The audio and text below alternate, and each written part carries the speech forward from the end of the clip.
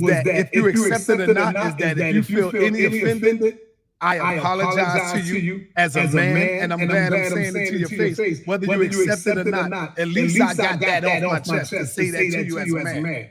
That if anything went wrong with us in the back of the days, I apologize to you as a man, brother. That's all I wanted to say to you. And with that being said, I would say as long as you ain't play a role in polite calling my goddamn parole officer trying to get me locked up. Hell no. I accept as long as you ain't do that, because I don't play side. I'm gonna say this right now. I tell niggas all the time, I'd rather a nigga just punch me in my face. Please don't call my parole officer. Please. Because it's like y'all don't know what it's like. This is no disrespect if the white. Y'all don't know what it's like being in jail. And then it's like I already know in the back of my mind the 13th Amendment say you a slave. I feel like I'm a slave. I don't got time for no white person telling me when I can eat, when I can shit. I don't like that. You feel what I'm saying? And they know I don't like that. So that's why they all kept it away from me. So I don't know nothing about none of that, man. None of that. But I'm gonna tell you right now, Sonetta, you know what? I accept your apology because the way that I view it is we ain't killed nobody, ain't nobody killed nobody, and I ain't bragging, but I feel like people don't really know what the fuck I go through psychologically because you ain't never killed nobody. You ain't never been able to not go to sleep for a night. You ain't never seen a ghost. So I just feel like we ain't never did nothing to each other that's unforgivable. We ain't never did nothing to each other that we got to answer for after death. So, we no matter what, in Buddhism they say the time is always now. So you know what I'm saying? We got right now, you feel me, to always pick a better path for our lives. You know what I'm saying? I don't like to have unnecessary beef or unnecessary drama at all. You know what I'm saying? So I feel like, I don't have a reason not to accept your apologies, especially like I said, as long as you didn't call my parole officer, which I don't believe you called my parole officer. I know it was polite. I know for a fact it was polite. I wouldn't accuse his ass if it wasn't. But outside of that, I don't want unnecessary conflict. Right. So I don't have a problem with that. And what I will say is, y'all know I used to love to get on here and chew niggas up with them. This was my thing. This shit was crazy till they took it crazy, till it got crazy. This shit was lit. So, it is what it is. I want to say I enjoyed coming on here, and I enjoyed the debates. I enjoyed all of the book wars, and I want people to know that this shit outside of, like I said, outside of this shit Polite started doing, the police game shit and trying to like sabotage and do little grimy shit like that. This was fun, y'all. This is for like, I guess the fun that boxers have in the gym is like the fun that scholars had on the debate platform. So I'm not going, like I said, I'm not going to talk down, Well, Pharaoh, let me say this to you, Pharaoh. On real quick. The beginning of the yo. One thing I will say to you, Pharaoh, you gotta mute it because that shit sounds terrible, Maya. One thing I will say to you is that YouTube had a great era in our section. I can't take nothing away from Sonetta. He was the best of the best. He was the king of this shit in his section. Young Pharaoh came up with the Voltron sword. I can't take it away. Young Pharaoh came up with the Voltron sword. And then was birthed me. We all did our thing. And I'm gonna tell you right now, Pharaoh, if you don't come back like the legend that you was, and if I fall off, and Sonetta, he did his thing, YouTube is over with in this section right now. Because these niggas can't carry this shit the way we carried this shit. And no matter how much I don't like motherfucking Sonetta ass, I'm going to give niggas they props. Sonetta reigns supreme. No matter what, I'm going to give a nigga his props. Young Pharaoh was a monster in this shit. Monster in this motherfucker. And it is what it is. I'm going to give kings they crowns where we deserve it at.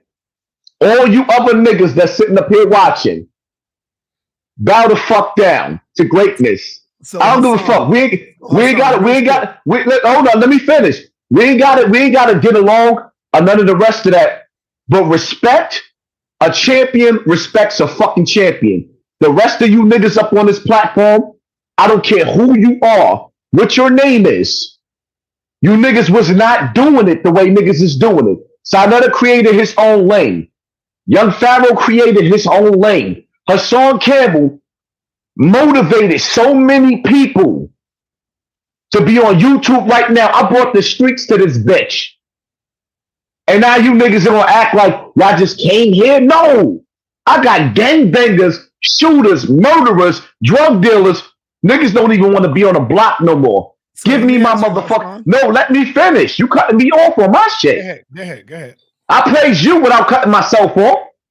And you don't even deserve it. Let me praise my motherfucking self. I motivated so many people.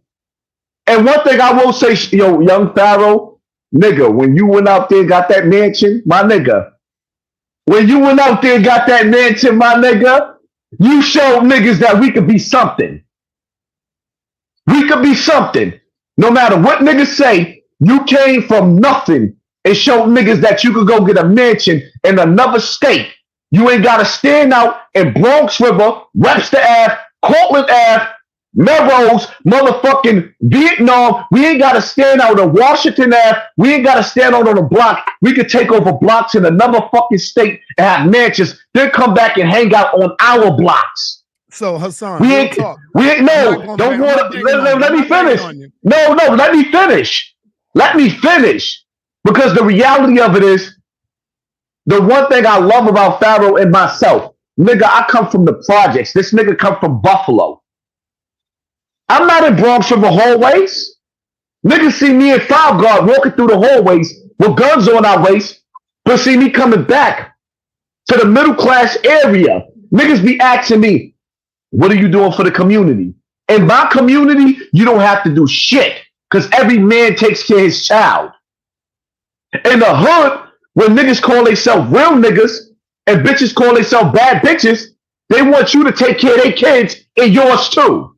What are you doing for the community? Nigga, I got 25 fucking kids. You want me to take care of mine and yours too? Okay, I do that. So when I get foster kids, niggas will get on the internet and sit up there and say, oh, well, you got paid for the foster kids. Nah, nigga, they give you $600.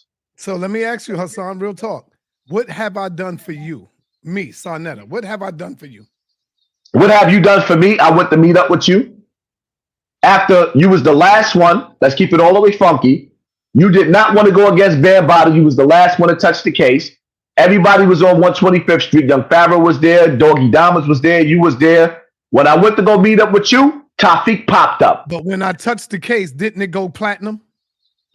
When you touched the case? Everybody else touched the case already. It ain't go nowhere. But when Sarnetta came on board, didn't it go platinum? I can't say that. No. Listen. Hold up. I'm answering. You asked me a question. Let me answer. But let me answer.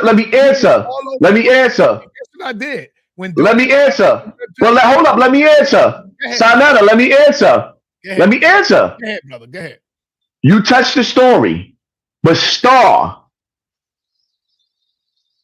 Dave Wedge, and Michael O'Keefe, those three right there made this story knock out the park. Michael O'Keefe, Daily News. Dave Wedge, Daily News. Star was the one to push this shit. Star. Everybody else came after Star. Okay, I'm not disputing any of that. Yes, you are right. But when I touched the story, that's when the whole street brothers knew. The street niggas knew. The conscious community knew. Yeah, he went out there, then the main media and the white people, they didn't give a damn. You was a nigga to them. They didn't give a damn about you being raped or molested. But when I came in, I put together a press conference. I called young Pharaoh. Pharaoh was already in town. I said, Pharaoh, I need you to come. Irritated Genie. I said, Irritated Genie. I called Tazariak. I called everybody to be a part of this press conference. And when I put it out there, the next thing I get home, I see you making a video talking about I tried to get you killed on 125th Street. And I'm like, what the fuck is this nigga talking about? For me, and then once you did that, I went to Bronx River, sat down there with them dangerous niggas all around me, didn't know none of them niggas. All them niggas was around me, got guns on them, they in the store, but I still went out there with you, even though I didn't know you was accusing me of trying to fucking kill you on 125th Street. this shit is in the back of your head all this time. I'm like, I don't know shit. So I could have got hit up right there, didn't know why. This nigga thinking somebody trying to kill him on 125th Street in front of the Apollo Theater. Come on, Hassan. You know better than that, brother. You know better than that. I missed everything that y'all said. They knocked me out of my own stream. What I'm saying is when I touched that story, it went platinum to the street niggas, to the hood niggas. You know, Star touched it. Yes, I give them all the credit for getting it to the papers. But when I touched it, everybody knew about it within the conscious community. You even came to my one of my debates, brother. You was there at one of my debates. I didn't even know you, Hassan. But when I did get to meet you, I came to your projects, sat down with you, brother, with all your niggas around the corner.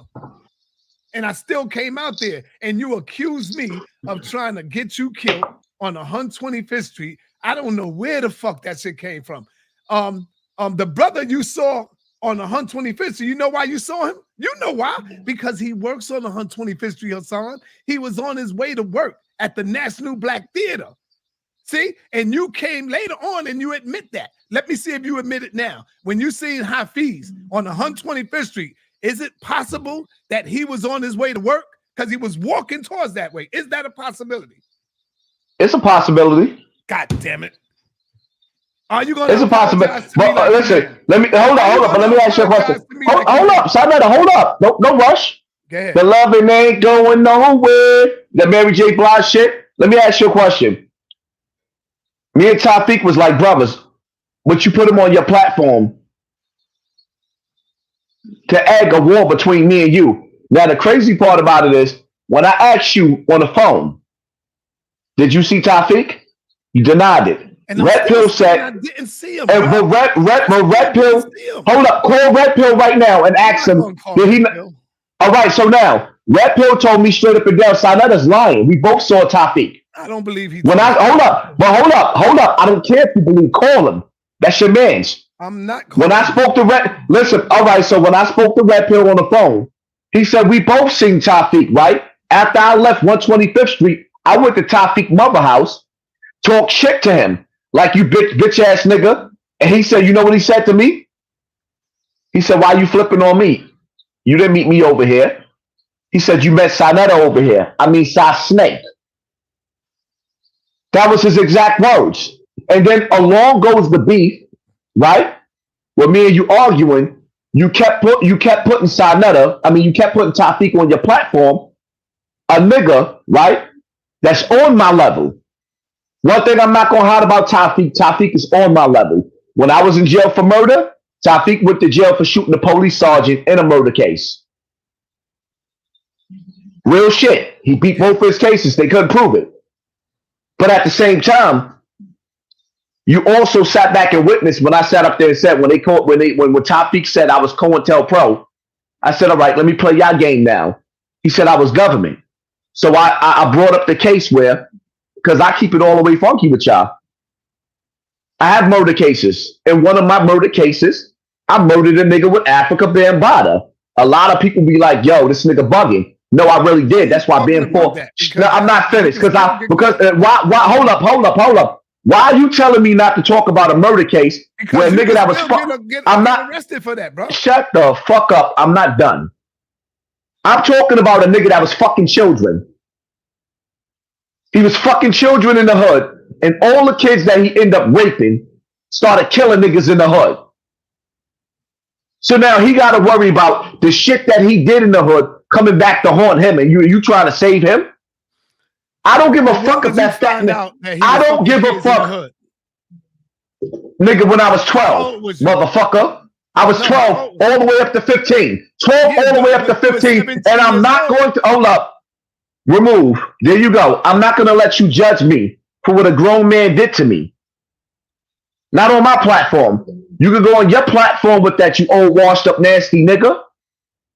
You the same nigga that gave Polite a reward when he ran away with your niece. Yeah, your niece. Remember when you said the nigga came in the store and Polite was scared to death because he was looking for his daughter? And then the same nigga, Polite, that's on trial right now for fucking the kids, you just gave him a reward? You little dust bucket motherfucker. The same nigga that left Cynthia, because we called her, we said your wife looked like Busta Rhymes. Give me some more. Give me some more. You left the wicked bitch. Yeah. Now that bitch that you left her for, she done went to somebody else. Yep. And now you want Cynthia. But she left for Killer Priest the rapper? Killer Priest the rapper she left her for, my nigga. Your bitch left you for a rapper? Sonata, your bitch left you for a rapper? Nigga, you want me to bust a rap up here? You sent the conscious community to destroy young Pharaoh because you couldn't fuck him up with a fucked up contract. You gave him a fucked up contract. You tried to get a nigga a slave deal because his mind was on another level, and you tried to assassinate the young brother the same way you tried to assassinate me. Now you want to come up here and clean yourself. You old washed up, funky ass, farting ass nigga. You and that old bitch farting in the bed together looking nasty. Both of y'all farting. She moving to the left, you moving to the right. Both of y'all farting. That bitch want to go in the bathroom, you do too. The fuck out of here. Fuck out of here. Shut your old mouth while young brothers is talking. You get your nasty ass the fuck up out of here. Go stank ass nigga. Thinking you was gonna come with 10 toes down, Shaft, aka Marky. That old bitch ass nigga. He on YouTube, he done tried everything in his power to be Hassan Campbell. Now look at him. Look at his platform. Nigga get 2.5 thousand. He get 2,000 views an episode. 2,000 views. That's not Hassan Campbell and Young Pharaoh views, nigga. We different. Don't come and say your name in our fucking box. You not the same, nigga. What that nigga be saying? Shut your bitch ass up. Shut your bitch ass up. On some real shit. Hey, yo, Hassan. What other topics you got for me before I'm dismissed? I want you to talk about all the things that you feel like the people need to know. This is your floor. You Spartacus right now, my nigga. Shit. I mean, I just spoke on. I just threw it out there. I just really threw the ball out there. You know what I'm saying? I also got a book on the way. You know, I'm gonna write in a minute, and I just threw it all out there. But what I really want people to know is I'm about to put my crown on. It's beautiful. It's a beautiful crown. I'm willing to. I really don't gamble or bet. But I do it little bits at a time. Because I'm a fan of saving my money, but I'm willing to bet it's gonna be the #1 crown in the world today. Just like I'm willing to bet I got the #1 Corvette in the world today. So I just want people to get ready for me to pop out.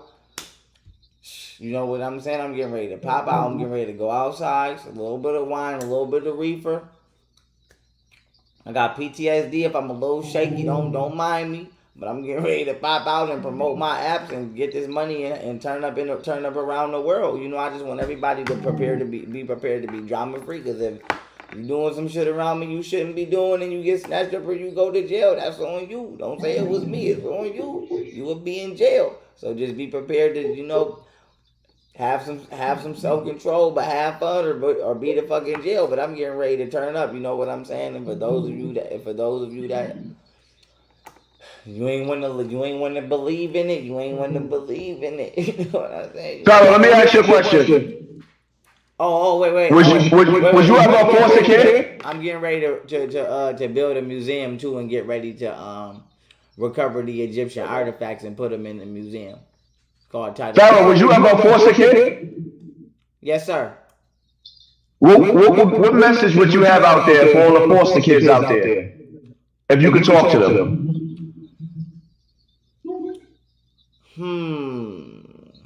That's a good ass question. Give me 10 seconds so I can get something out of my thought, man. My message for foster kids would be, you gotta go harder than everybody else, cause nigga, you don't have no goddamn support. So shit, if you ain't cutthroat, you better get cutthroat. And I don't mean grimy, but you know what I mean, motherfucker. If you a foster kid, what I mean by that is if everybody doing 15 push-ups, your ass better be doing 30. Because nigga, you don't have the support system to back you up, and you can be in the right, but you can be outnumbered. It's kind of like the police. It's like, nigga, you could be right, but it's the way they write their report up that make you wrong. So my thing is, You know, if you in the system or you in the orphanage or you in the wherever the fuck, you should be building your mind so that way, you know, you can create your own pathway. You can, you know, create something, create a lane for yourself in the future, because people that got families is having a hard time, you know, becoming successful as is, whether it be to their own or somebody else's fault. So imagine somebody who don't have a family. You know, you gonna have a super hard fucking time, because not only are you competing with their competitors, you're competing with them by yourself against them as well. So, you know, that would be my message to anybody in the foster care situation or foster home. Also, my message would be to utilize the internet. Excuse me. To utilize the internet, you know, publicly if you have to, if you're in an abusive situation. You know what I'm saying? Like, I'm not just gonna speak to it as if you're in a good situation. If you're in that position, you may be in a bad one, but you know, if you don't got nobody around you could trust, utilize social media or something like that to get your voice out for somebody like me to see it and reshare it, you know, so you can get yourself out of a dangerous situation, because I know that 85% of human trafficking is done through CPS, and we know they giving kids straight to the child abusers and to the pedophiles. So, you know, if you do have to escape, and you know what I'm saying, and social media is a avenue, use that motherfucker, use it. That would be my message, you know. And other than that, it would be to parents, watch y'all kids. You know what I'm saying? Like, I don't know what the fuck to tell y'all that somebody else ain't already told y'all. Watch y'all kids. Prioritize y'all kids. Stop prioritizing partying. My thing is this: if you single, you should be outside. If you're not single, you should not be outside.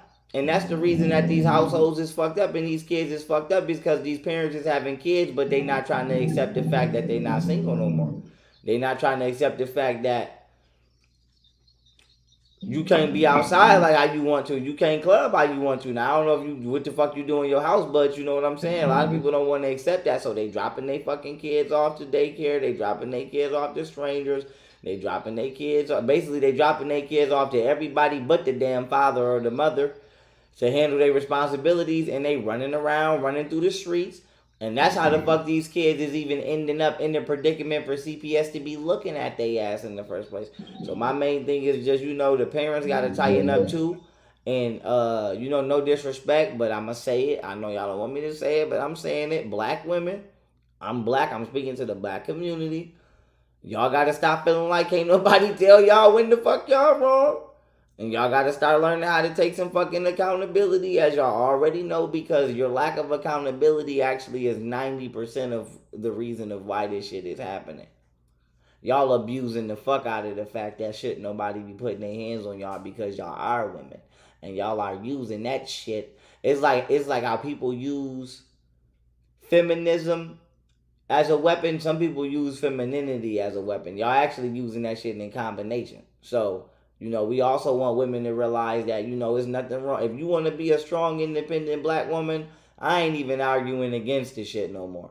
But it still doesn't have an excuse. There still is no excuse for your kids to be outside unattended, or for you not to be a proper parent, or for you not to be properly raising your fucking child. Because Yo, Pharaoh, I'm glad you said that, right? Go ahead. Because me and my brothers, some of the most dangerous niggas in the street. When we go home at nighttime, we call each other on the phone and say, yo, you made it home safe? These are killers calling killers. How you a mother? And you let your teenage child go outside, and you not checking to see how they surviving in these streets. Some mothers was raised hard. I don't really know how to explain. Like, I know my mother, no disrespect, I know my mother, for the little bit of sympathy I do or may have, I feel like I know my mother was raised hard. Like, niggas just gotta realize, like, think about it. Like, right now, kids is doing Molly and doing drugs because they think it's cute. Now, I don't know what it's like living at the bottom of the slums right now, but for the most part, It's kind of like how college niggas be having their lives together, but then they want to jump in the street. It's like niggas is just doing drugs now because they heard it on the song. But imagine really being born in the 70s, in the 80s, in the 90s, in the 60s, where shit like the Carter was real and crack houses was real. You know what I'm saying? Like, I was born in 93 and I got the last little bit of probably like real crack houses and shit from, you know, like that. But long story short, you know, I feel like people gotta just, people gotta stop doing things for fast and doing things for trends, and black women gotta stop, you know, thinking that people can't tell them when they wrong. You know, because like I said, this is being statistic. I'm statistically speaking here. A lot of this shit that's going on in the community is y'all fault. Y'all letting this shit happen. I'm bringing up this shit because I'm saying even the image and the type of niggas y'all promoting, y'all promoting them type of niggas. You know I'm gonna have to intersect, young Pharaoh. 1 second, please, God. And let me say this. Wait. Let me say this before you intersect. Okay. Statistically speaking, 70 single father homes produce over 70% of the same effects that two parent homes produce. Single parent homes with black women produce 86% of the violent crimes today, including rape and all kind of things like that. So I just feel like, you know, before you say what you're saying, the reason I'm bringing up all of that is because by black women excommunicating the proper man, not all men, but by black women communicating the proper man's authority and leadership, by them excommunicating that, they are actually generating the individuals who create the scenarios that I just spoke on. And that is, you know, that's the point I'm trying to make. But go ahead. Yeah, I just need to interject. I feel a lot of the time, it's echoing, right, your mic. I feel like black women and black men, we can go back and forth with the blame game, but the root of it is the destruction of the black family and us being targeted as a group of people, and it's constant of us being disconnected. So I don't blame a gender, because as a black woman, I can sit here from my experience and perspective and observation from just being in our community and point fingers at black men. But why do that where we're not addressing we're not addressing the root of what's truly plaguing us, that is offsetting on all these different effects that we are now seeing in our community. So we can start from the crack epidemic and then the spiral effect from there, because everything that we see now is an offshoot from the crack epidemic and us being constantly targeted by the system. Because I don't feel like it's a healthy argument when we're kind of like, technically that's biochemical warfare. If you want to be technical about that, that could be taken as a biochemical attack. It could be. You know what I'm saying? That could be taken we can actually take that as an attempted attack with a biological weapon. That's not a natural substance. Crack cocaine is not a natural substance. You know what I'm saying? So I just wanted to interrupt you there to say that. You know what I'm saying? Like, yes, you are correct. And the black community is constantly being attacked by the military. We are constantly being given harmful items and devices to play with by the military that we should not have. You know what I'm saying? Especially without the proper discipline or the proper knowledge of a lot of this shit, you know? And I hate to cut you off, but, you know, I wanted to get that out there. You got niggas in Chicago that got switches. Why would you give somebody a gun with a switch, period, who don't even go to a gun range? That's stupid. I ain't saying that they should or shouldn't have it, but I'm just saying, like, they ain't getting them switches out their ass. You know what I'm saying? They ain't getting them goddamn. Nah, you said a million. Now you gotta echo your shit, because I gotta follow up what you saying. I come from the streets where we have Mac 11s, fully autos. When you've been in the streets long enough, you know you don't use a switch, because if you only shooting at one nigga, and you got 32 bullets coming out at one time, you can't control those 32 bullets. Why the fuck would you give the young boys 17 years old that ain't never shot a gun a fucking switch? And who the fuck does that? And And that's the point I'm trying to make. It's like giving the baby some food without giving them a bed, but you know they gonna spill it because they don't have the discipline to hold the spoon. So it's like, why would you give a young untrained shooter one of the most difficult weapons to be accurate with? You know what I'm saying? But I said to say all of this shit is being done on purpose, and it's just up to us to say how much more are we going to allow into the community that we know is just contributing to our own demise. If y'all not showing your face, y'all not coming on the stage. Go ahead, Melanie. I'm sorry, baby girl. I ain't mean